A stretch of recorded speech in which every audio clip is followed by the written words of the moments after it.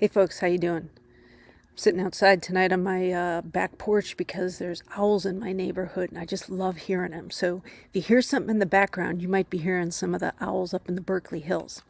Anyway, quick overview of this week. You'll notice that there's only one thing left on Schoology that's not due for weeks. So what we're doing this week is Monday in class. There's a bunch of you that have a bunch of missing assignments, and so Monday is Grace Day. For those of you who are done, check in, say I'm out of here.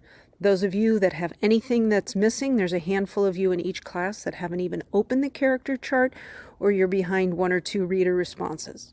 So I want you to be done with that and feel good about your efforts. So Monday is a grace work day. Those of you that have multiple assignments missing, I'm going to require you to stay on the Zoom, and just because I want to check in with some of you.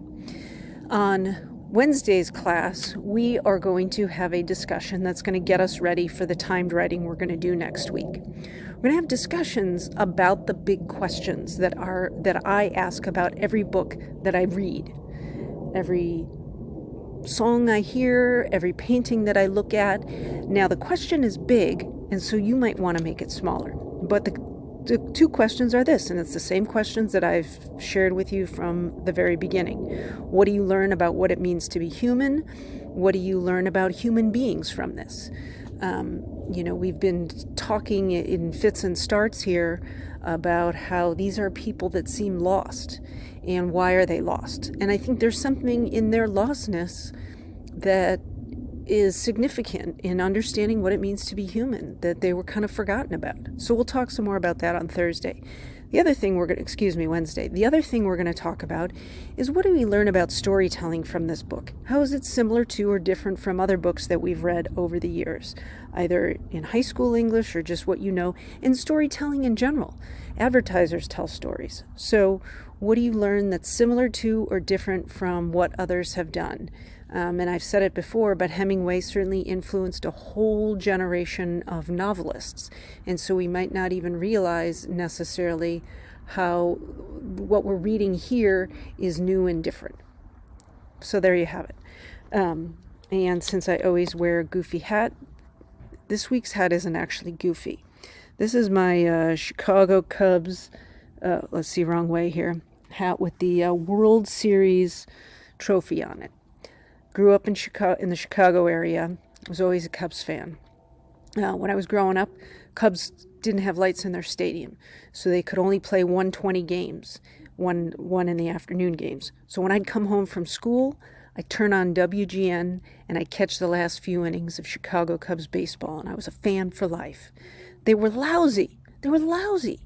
But I fell in love with them. There was something about them. There's something to me about the game of baseball that I think is fun and exciting and beautiful.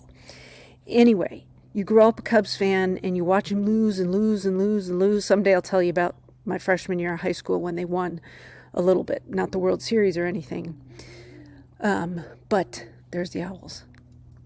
Anyway, when you dream of your team finally winning the World Series, it happened in 2016. I was 46 years old. I seriously, after the birth of my kids, it was the greatest day of my life, because it was something that I always looked forward to, and finally it was there. I cried. It was crazy. It was the thing that you always dreamed about happening actually happens. It was awesome, super fun. And I hope someday you all want something, to see something, to be part of something as much as I wanted to be a part of the Cubs, even in fandom, winning the World Series, because it's such a great feeling to have something you've always wanted come true. Like literally, it was a dream come true. Anyway, that's my Chicago Cubs. There goes the owl again. There's like 3 of them. We watch them fly around. I'll share a picture with you someday that I took just a couple days ago up in the trees.